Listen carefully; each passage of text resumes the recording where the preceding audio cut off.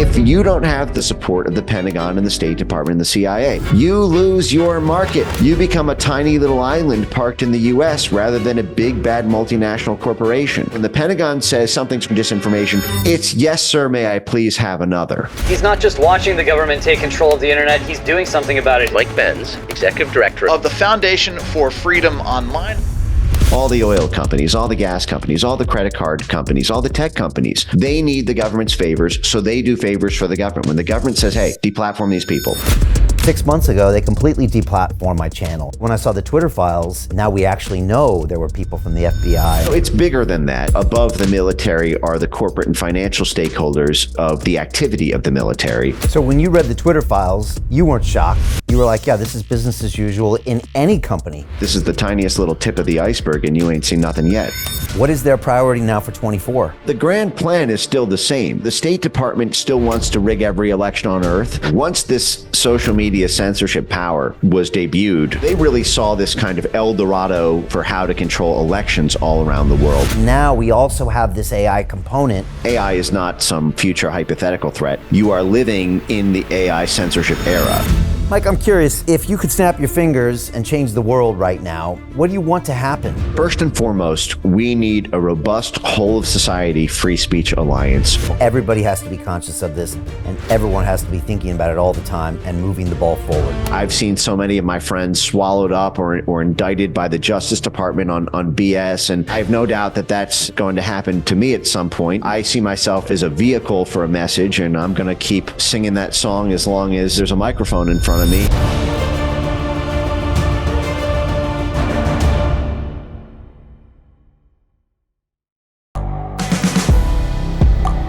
The world is changing. Inspiration is everywhere. It has never been so easy to connect, share, and bring people together. We're learning from others and finding the best in ourselves. Challenging our beliefs. Sharing our vulnerability.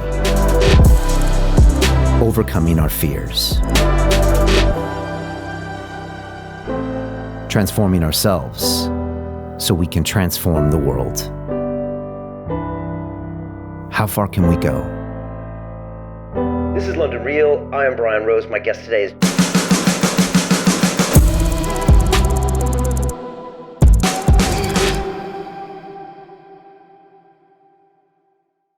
This is London Real. I am Brian Rose. My guest today is Mike Benz, the technology lawyer, free speech advocate, and author. You are the executive director of the Foundation for Freedom Online, the free speech watchdog dedicated to restoring the promise of a free and open internet. You previously spent time as a speechwriter and technology advisor under the Donald Trump administration before moving into the State Department as the Deputy Assistant Secretary for International Communications and Information Technology. You have been critical of the government's role in the social media censorship that has become an increasing presence in all of our lives, with your work being cited in congressional hearings and promoted by Elon Musk. Ultimately, you want people to take a stand for freedom of speech, freedom of expression, and the free exchange of ideas online. You believe that we are witnessing a blatant inversion of democracy that will dangerously increase as we head into the election season. Mike, welcome to London Real. Thank you, Brian. I feel like I've just read the tarot card. This is that I couldn't have expressed, I think, what I stand for better than that introduction. The only thing that I would add is that the author aspect is an in-process thing. The book that I've been writing for 8 years is still in the unpublished phase, but it is the subject, I think, of what we're talking about, weapons of mass deletion, and how AI censorship came to dominate speech on the internet and entrapped even organizations like your own. Wow. Well, that's going to be a must-read for sure. And look, I can't wait to jump in here, Mike. You just have some really novel and fascinating and quite frankly, terrifying ideas and concepts and revelations. And I can't wait to jump into it. But I'd love it if we could look through the lens of my experiences at London Real, because when I read your breakdown of kind of the censorship apparatus, going back even to the 40s, but then going up to the 90s and the noughties and then the teens, it weirdly parallels my experience on London Real. And I want to give people maybe a quick synopsis of what happened here. And then I want to get maybe your thoughts of what was actually happening. Because here I was, an ex-banker. In 2011, I decide I want to be the next Joe Rogan, right? Or the Joe Rogan in London. And I quit my job as a banker, and I literally set up in my kitchen and I started talking to people and putting it on YouTube. Like, that's literally what I did. There was no business model. There was no nothing. I was an introvert. I had no experience in broadcasting, but I felt a need to do this. And everything was great. And we were broadcasting along and building our brand. No one had heard of a podcast really in the world, definitely not in London. And we started getting a bigger and bigger audience. I always was waiting and hoping to get recognition from mainstream media. It never really happened. But we slowly grew and grew and grew, and maybe even built or helped build some of these networks as we produced this content that was consumed on them. Now, clock into 2020, 9 years later, I am broadcasting on April 6th. I have the second largest YouTube live stream in the world, and I have a 70-year-old man in the chair that's asking questions about lockdowns and distancing and masks and talking about these potential vaccines that we couldn't even see coming. And Mike, 30 minutes after that video that would have been gone on to be watched, the most watched video podcast in history, it was trending to beat the, at the time, Joe Rogan, Elon Musk 40 million number. That video was deleted and banned on YouTube. I had been broadcasting for 9 years, Mike, and I had never had that happen once in my life. And my initial reaction was bewilderment and then anger, because I grew up in America and this felt like a fundamental right that was being taken away from me. And again, I'd never experienced it before, ever. And that started a huge fight between us and YouTube and a lot of the technology platforms who continued to ban our content, shadow ban us, actually ban us. And again, it culminated in regulators stopping us, bank accounts being shut down, and that was all of 2020. And then 6 months ago, we were finally permanently deplatformed from YouTube. And so for us, it was a pretty shocking thing to happen. But now that I look back on what happened, Mike, through the lens of what you have seen happen over the last couple decades, it seems really obvious to me that it got to a point where potentially our messages were maybe starting to conflict. And so that's been our story here. We have continued to broadcast, but it's been continuing to be a struggle out there.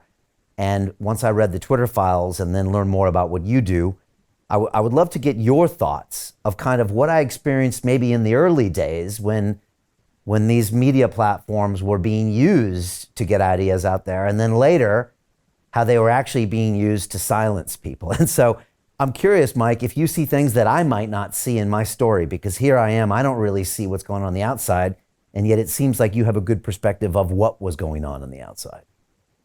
Yeah, well, the timing of that's really fascinating. You mentioned it was April 2020, right? That was when that interview was that Correct. Sort of got the first crack in the dam. Well, that happens to coincide exactly with the April 2020 Graphica report on how to stop conspiracy theories about COVID from floating around on the internet. Graphica is a Pentagon cutout. It was born in the Minerva Initiative. The Minerva Initiative is the Psychological Warfare Research Center of the Pentagon. Graphica itself has gotten $7 million in Pentagon contracts. Prior to COVID, they were principally helping the Pentagon identify social media narratives in conflict zones where the CIA and the Pentagon were operating. The chief strategy officer there had spent 25 years at the CIA. They basically did that military and intelligence social media network mapping work that became so pivotal in the run-up to and after the Arab Spring. Then they were repurposed for COVID censorship starting in December 2019. Between January 2020 and April 2020, they spent 4 months doing a detailed social media mapping of all voices, all political movements, all sort of highly influential media channels all across NATO, US, UK, Canada, and then into Central and Eastern Europe. identifying all the influential voices and what they were saying to the extent that it was heterodox with official government messaging on COVID. They published this in April 2020, along with a roadmap on how to silence these voices on social media. And I would actually love to go back into that report and see if London Real is mentioned. Although, like I said, that was the same month that was published that you apparently had your messages taken off the internet. And, the whole COVID censorship story is really a story of the blob. It's a story of the foreign policy establishment, the sort of joint U.S., UK, transatlantic national security state, as well as its corporate and financial stakeholders who essentially are now in a kind of open conflict with the citizens of the homeland, the people who live there versus the managers of the empire, because their own funding and their own mandate is dependent on the votes of the people and the hearts and minds of the people. So in order to keep the people controlled, in order to keep the money flowing and the mandate flowing to them, they have become extremely active in control over social media, because now social media is where even the reach of legacy media is. So, I mean, there's a whole lot more there. But, the first thing off the top is April 2020 happens to immediately coincide with when the consensus started to form within the foreign policy establishment around the necessity of censoring alternative views on COVID-19. May I ask also, did you cover COVID origins in addition to vaccines on that discussion? Yeah, we pretty much covered everything. I mean, in time, we would cover everything. And when speaking with that guest, I think at the time we started talking about, Wuhan and all the rest. I mean, we were covering a lot of things.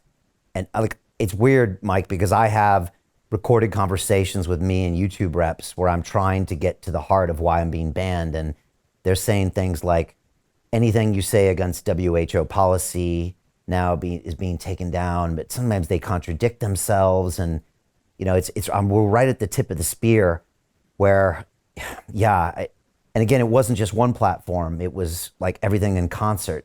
And I'm not a conspiracy theorist. I always say I leave that to my guests. But when when PayPal shuts you down and LinkedIn pulls your account and Dropbox removes all your content, even though I didn't know they were actually looking at my content, and then YouTube pulls you and Facebook and Instagram or shadow ban you all at the same time, you start to wonder.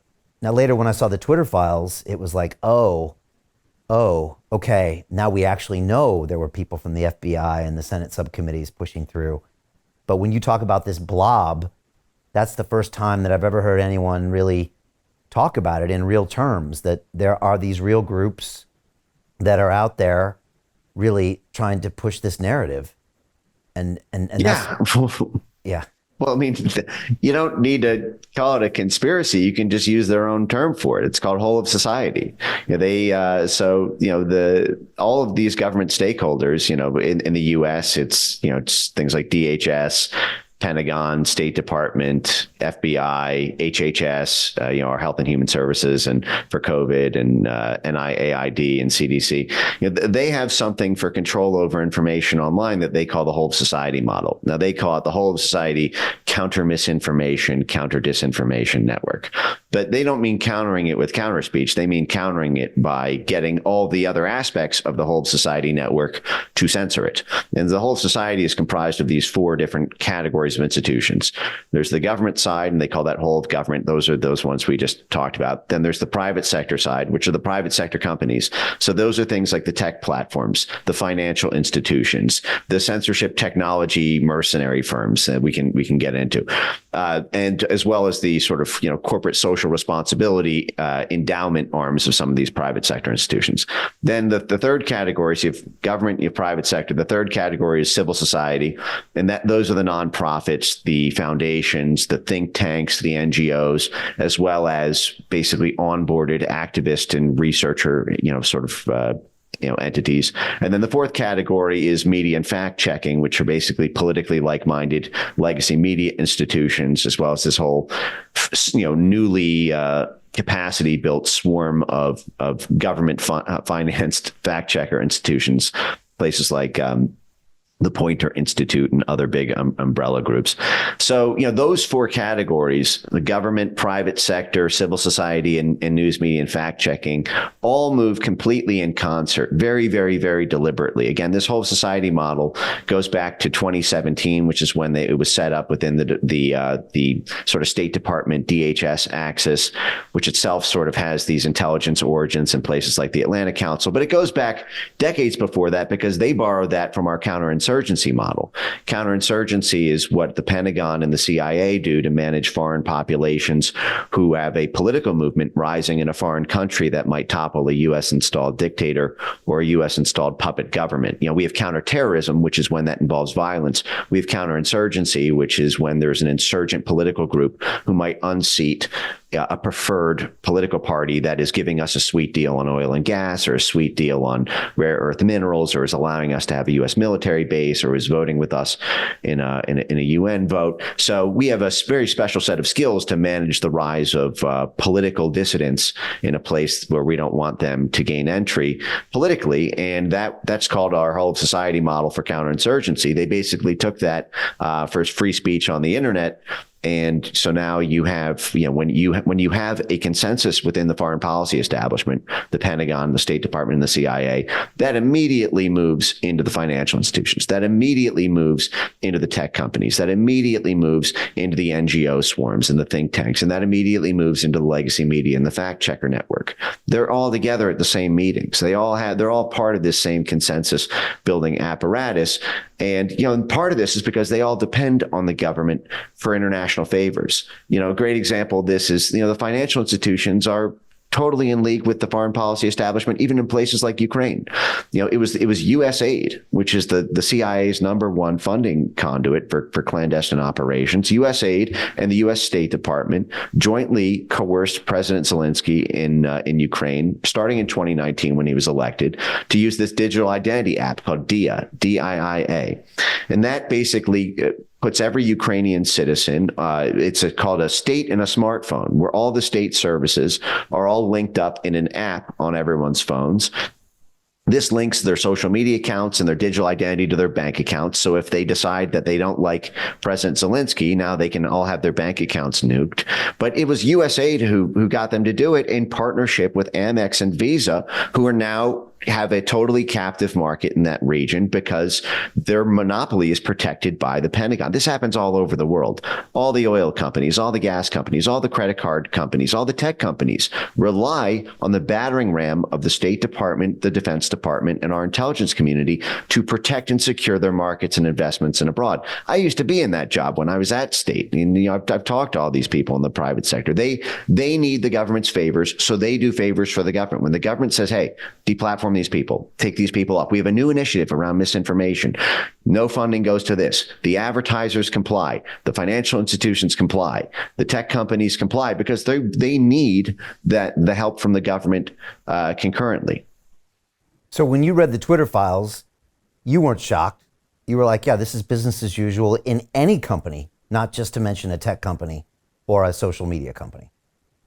Yeah, I was screaming my head off. This is the tiniest little tip of the iceberg, and you ain't seen nothing yet. Right. I mean, it's, but I was a part of those Twitter files as well. I worked with Matt Taibbi and Michael Schellenberger on helping to sort of explain that. And, it was a very important thing for people to see, because seeing it internally at Twitter gave another layer of depth to what was already available open source through government's disclosures from lawsuits. And I think it gave a lot of confidence to the House of Representatives here in the U.S.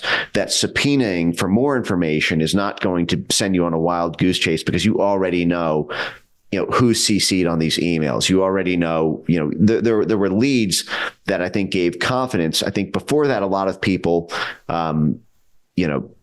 weren't totally sure how deep the rabbit hole went, or they didn't necessarily believe it just when they saw, snippets from YouTube videos, or they saw disclosures from lawsuits. And also, I think knowing that this was happening week after week for 25 weeks, and knowing that Elon Musk who was the wealthiest person in the world and had a tremendous amount of social clout from all the different, companies that are mission critical, even to the U.S. government, like SpaceX and Tesla, was willing to turn over the dirty underwear, so to speak, of his own company. I think gave a lot of confidence to other actors in the free speech community at the legislative and at the government level to keep going. And that was really a huge boon, I think, to the free speech movement.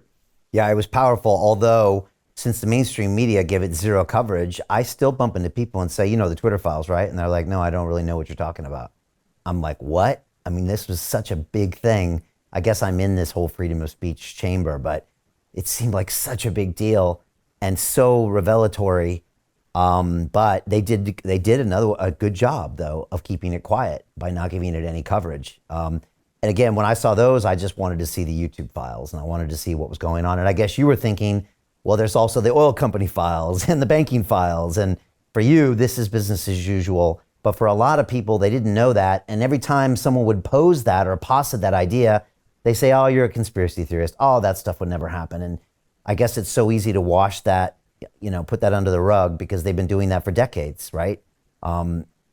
Yeah, well, we actually have started to see some of those other files. So Jim Jordan, who's the chair of the House Weaponization Subcommittee here in our Congress, he subpoenaed all of the major tech companies after the Twitter files, and it came out, in the Facebook files that the House published. It turned out that the White House itself, Rob Slarty, who was running the White House digital strategy office, was personally telling Facebook to tweak their algorithm to super promote the New York Times and to de-amplify voices like Ben Shapiro's Daily Wire.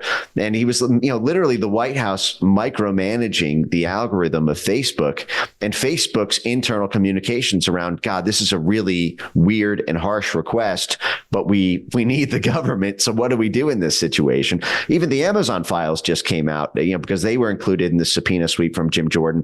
And it turned out that the White House was telling Amazon to ban books that were critical of COVID-19 orthodoxies. So, you had a top-down government, manual book burning digitally. What about Google? I got a big beef with Google because they broke my heart. I put everything into my YouTube channel, and I have a new documentary film called We Will Not Be Silenced that is actually winning awards in film festivals all over the world. We've won 20 film festivals. I'll actually be in Myrtle Beach next month for a screening of the movie, and I'll be there for a freedom of speech symposium with Dr. Robert Malone. I'll be there with Dr. David E. Martin and Robert Kiyosaki, who's a good friend of mine. We should get you up there as well, Mike. And we'll be talking about these issues.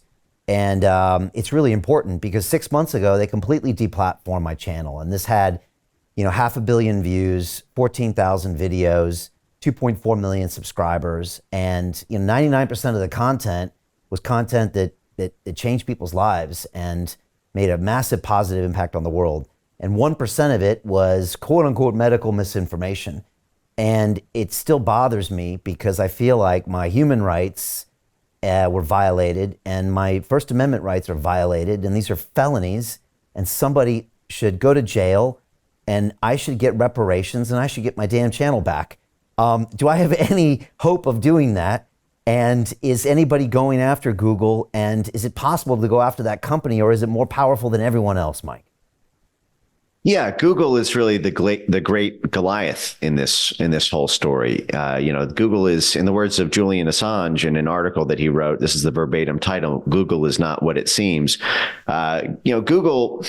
Google, I always joke that it's not a joke, but I always sort of say a little bit tongue in cheek that none of the tech companies wanted to go through with the internet censorship protocols that were forced on them by the government between 2017 and 2020, and which continues today. Jack Dorsey didn't want to deplatform President Trump. He came out later and said it was a business decision. They were forced to do it.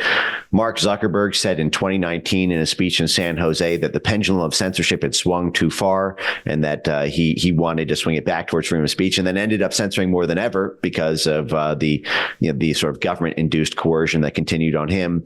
The one exception to this is Google. Google did not have to be prodded too hard to do this. They, I think, did it gleefully. And part of that is because Google really is an extension of the foreign policy establishment itself. There's a much clearer line between Twitter and the U.S. government, and even between Facebook and the U.S. government, than there is between Google. Google itself started, as a CIA NSA project in a certain respect. I mean, now I don't think that Larry Page and Sergey Brin would agree with that characterization. It's a bit glib, but the fact is Google started in 1996, and it started because of the work that was done in 1995 out of a DARPA grant that the two founders had at Stanford when they were PhD students working on, the backbone architecture of Google, which was again funded by DARPA, the Pentagon, and specifically a joint CIA NSA program called the Massive Digital Data Services Program at DARPA, which was this joint CIA NSA data collection sweep to try to see how, quote, birds of a feather were flocking together in the newly privatized internet. So, in 1991, the World Wide Web came out, and Web 1.0 was forums and blogs and static.com websites. And these were immediately piped into dissident groups around the world that were being funded by the CIA and were being liaised with the State Department and were being instrumentalized by the Pentagon in order to help those dissident groups develop their own independent media and communication channels in countries where there was state control over media. So it allowed them to basically popularize their ideas and create a critical mass to overthrow a government that the CIA and the Pentagon, the State Department wanted deposed, so to speak. So in order to track the spread of that information, to see how political groups were using this newly open internet, there was this birds of a feather flocking together program that Larry Page and Sergey Brin were a part of in 1995 at Stanford. And Stanford is now actually continues to be the number one place where they were the number one place for digital freedom in the 1990s and 2000s. And they were one of the 4 universities that, when DARPA turned over the internet to the National Science Foundation before the World Wide Web, Stanford was one of the 4 central university nodes in that web. Today it's actually the Stanford Internet Observatory, which is this kind of CIA hotbed within Stanford that was largely responsible for so much of COVID censorship.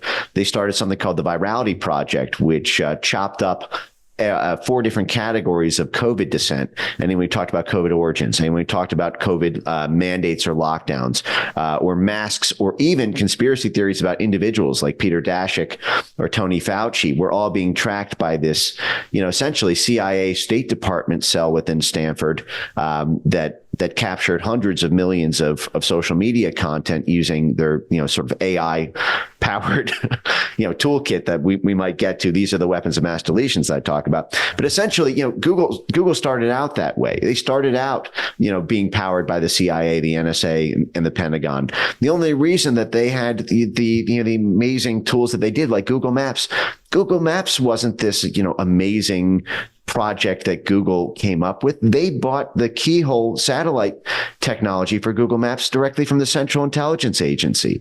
That was a CIA satellite software that they purchased. The CIA hadn't come up with that. Google wouldn't have it. And Google became a military contractor in 2004, the first year they went private. They were always an arm of the national security state. They always had their monopoly because they were protected by the U.S. government. There was never daylight between government and Google.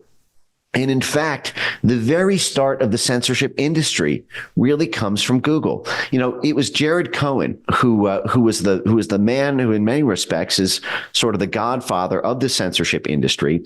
This was. Do I have time to go off on this?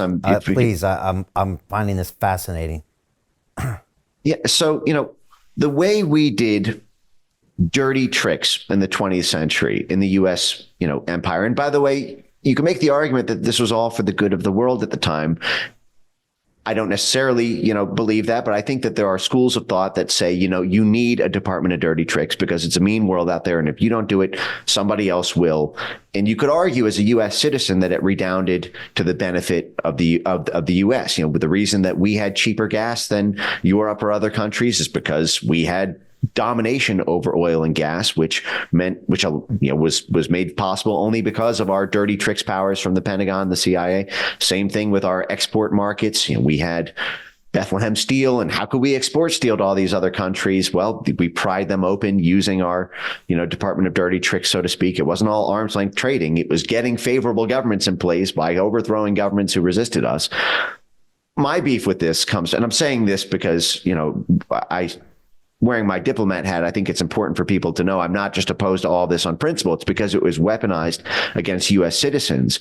And they did the same tricks to us starting in 2016 when they didn't like who we were voting for because they didn't like, the way we were using the internet and who we were supporting online to circumvent legacy media. But anyway, going back to Google, we ran our diplomacy and statecraft operations, our intelligence underworld through embassies, consulates, and CIA station houses for the entirety of the 20th century. From the 1940s through, basically the early 2000s, everything was done. If we wanted to overthrow a government in Iran, for example, we would have an embassy set up there. We'd have consulates, we'd have CIA station houses, and we'd work with dissident groups manually in an analog fashion, or in Tunisia or in Egypt, as we saw with the Arab Spring. With the rise of social media in 2004, you had Facebook 2004, you had YouTube 2005, you had Twitter 2006, and then you had the smartphone in 2007, which made it really ubiquitous and mobile. There began to be a new power for running covert operations, for running regime change at a scale that never existed in the analog era. And this becomes a Google story because of a guy named Jared Cohen, who was this whiz kid who I think at the age of something like 26 was recruited to basically the inner sanctum of coordinating State Department and CIA operations within the State Department. It's the policy planning staff. This guy was a Republican. Cohen was a Republican pick from Condoleezza Rice. So a Bush Republican political appointee. And he looked around it in his late 20s. He had done a lot of work. He had created something called movements.org. And, had this whole sort of Rhodes Scholar network where he had been embedded within these sort of Middle East, North Africa groups as a kid. And, a lot of what the CIA and State Department do for revolutions is working with youth movements, student groups, young people, because they provide the rent-a-riot street muscle that is necessary for the end stage of running the actual government out of office. As you can see in, for example, the footage of Yugoslavia, they surround the parliament building and run out of office. Same thing with the Maidan revolution in Ukraine. So Jared Cohen came to this State Department CIA inner sanctum with a sort of young person's knowledge of, how people were using this new social media apparatus in the early 2000s. And he looked around at all these 40, 50, 60-year-olds who were stuck in the sort of analog era. And he said, what are we doing running these operations out of CIA station houses and embassy consulates? Everyone we want to recruit's on Facebook. Everyone's on Twitter. You got people making YouTube videos. You can get 100,000 people in the street simply by creating a hashtag, simply by, you don't need to spend 11 months running, money out of, running unmarked bills out of black duffel bags and, talking to leaders and them talking to the lieutenants and them talking to their own masses in the region. You can centralize this all on social media. So he came up with a doctrine jointly with Condoleezza Rice that was known as Diplomacy 2.0 or digital statecraft. And this was deemed to be so mission critical to the State Department's work that Jared Cohen was kept on at state when there was a changeover from Republican to Democrat when Barack Obama won the 2008 presidential election, and you had Hillary Clinton become the Secretary of State. And so, Hillary Clinton and Jared Cohen kept that game running, and it culminated in 2010, 2011 in the high watermark of free speech on the internet, the Arab Spring, which is when Tunisia and Egypt and one by one, all of these governments who were declared authoritarians and wanted to be toppled by the Obama administration were all toppled in Facebook revolutions and in Twitter revolutions. And at that point, Jared Cohen was the talk of Washington. People were talking, this kid's going to be president. This young guy before the age of 30 was declared by Time magazine as one of the 50 most powerful people in Washington. He could have done anything. And he sort of surprised the entire foreign policy establishment world when he decided to leave the State Department at the height of his power, so to speak, and celebrity, to join what was at the time a company that was not even in the top 100 by market cap. It was only 120, I think, in 2010.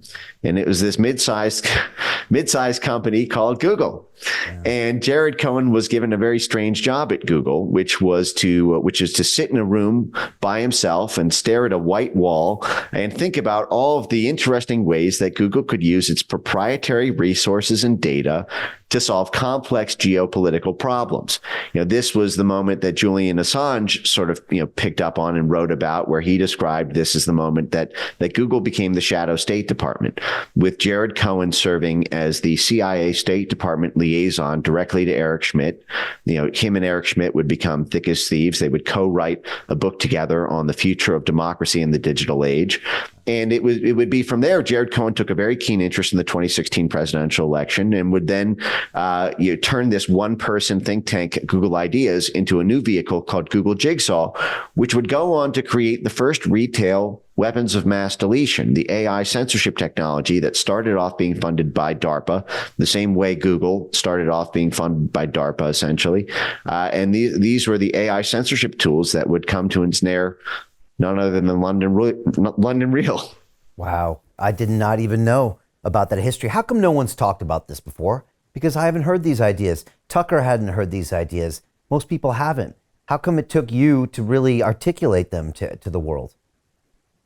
Well, I've been screaming about them to the top of my lungs for eight years. I think what it's taken has been a couple of sort of strange, fortuitous bounces in geopolitical affairs and in the natural sort of momentum it takes for things to break through, in the sense that, when I first started talking about this in late 2016 and 2017, and I said, look at these DARPA grants, look at this thing called natural language processing, which basically treats online speech on the internet like a chess position, looks at moves and allows you to micro-target every different, misinformation community in the world. This is going to wipe out, all speech on the internet that's opposed to the Pentagon priorities.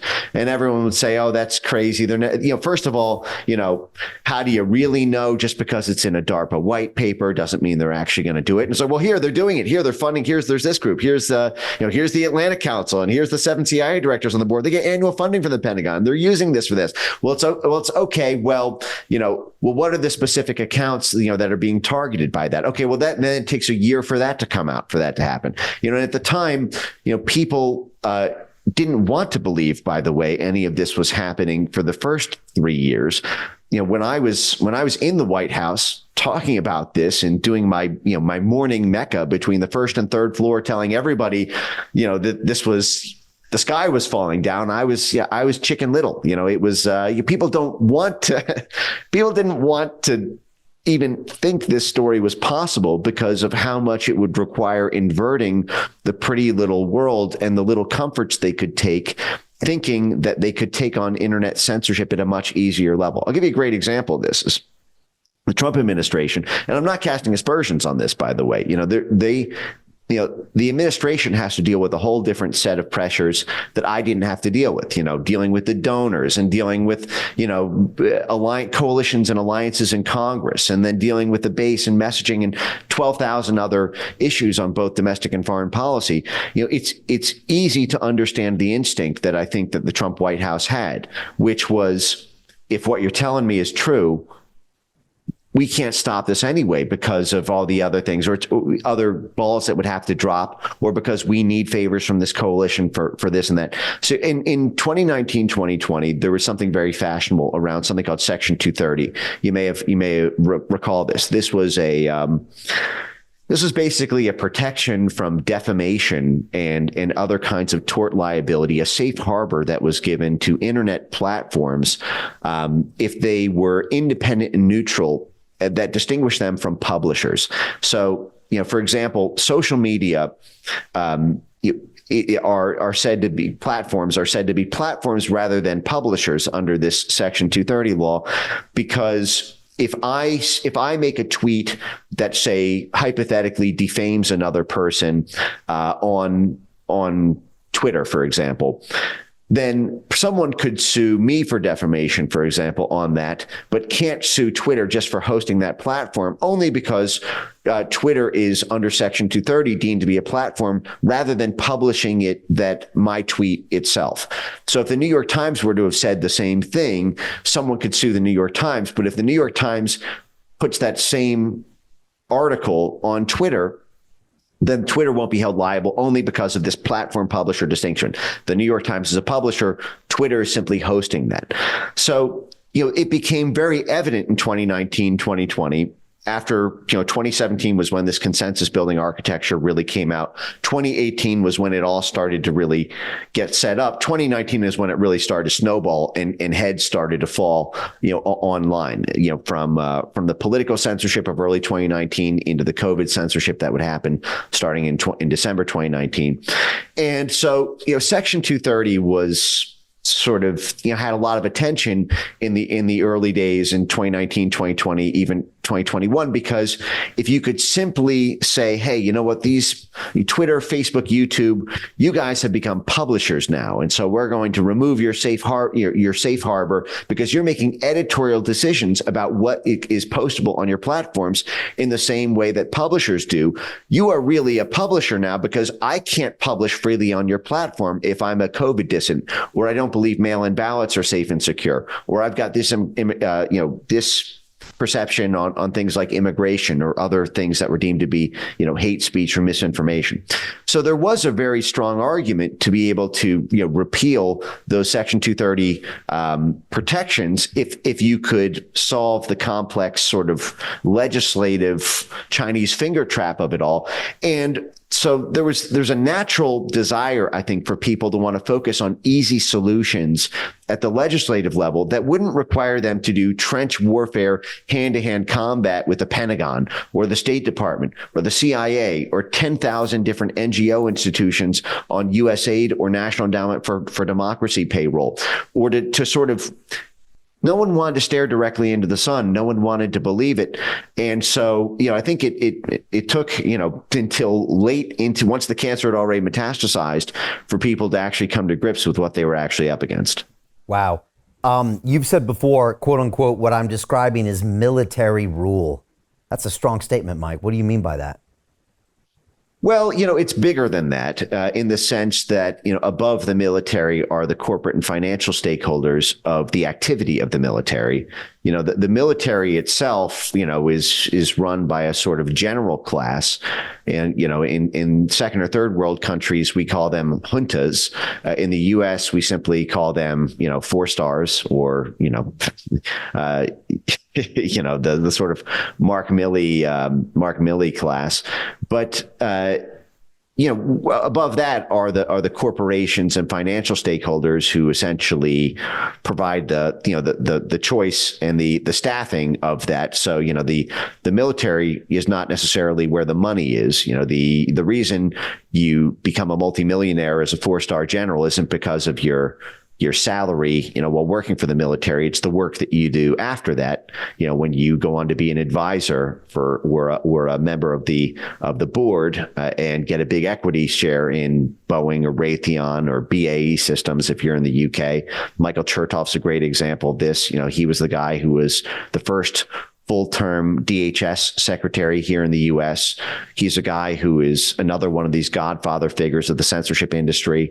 He was the functional head of the Aspen Institute's cyber working group, which was the sort of central command in many respects for censorship thought leadership. He's the guy who went on to become the interim head of the Disinformation Governance Board at the Department of Homeland Security. Well, what did he do after he left government under the Bush administration running DHS? He went to become the chairman of BAE Systems, which is UK's equivalent of Boeing, Raytheon, and Lockheed Martin combined. BAE functionally runs the British Ministry of Defense.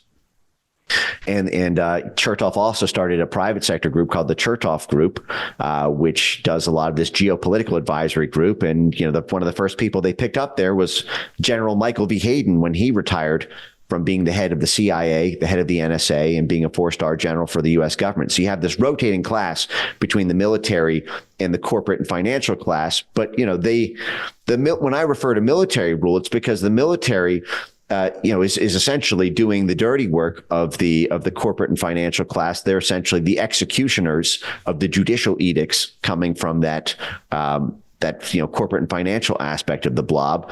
And the military does a lot more than just straight military. We have 4 theaters of war, and according to U.S. military doctrine, we've got the strategic, which is, the sort of grand strategy for how to win militarily. We have the tactical, which are the specific operations. The third category. To continue watching the rest of the episode for free, visit our website, londonreal.tv, or click the link in the description below.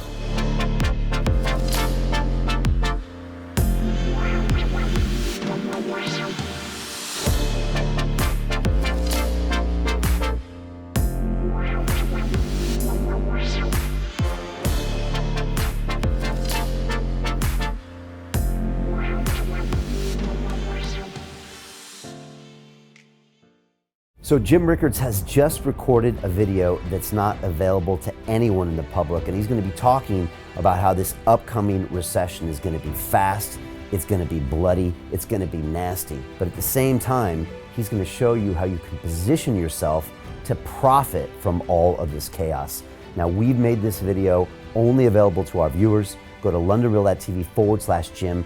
Watch that immediately. I can't say enough good things about Jim Rickards. He understands the global economic system better than any guest I've ever had on London Real.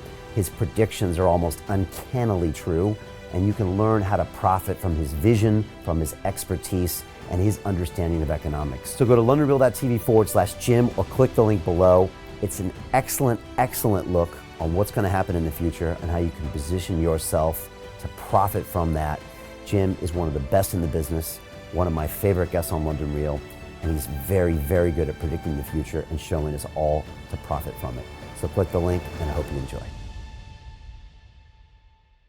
Hey, it's Brian Rose, founder of the DeFi Academy. I've told you my 4-week crypto bootcamp is amazing, but don't take my word for it. This is what my students are saying. The DeFi Academy was an amazing experience for me. It took me totally out of my comfort zone. In this course, I was challenged, I was held accountable, and pushed to do things that honestly weren't always easy. It's been phenomenal, and I can't believe we're already up on our 4 weeks. It has flown by. Going through this DeFi accelerator by far was one of the best courses I've taken. You do this course, you really get into the nitty-gritty of the activities that will make you comfortable with decentralized finance.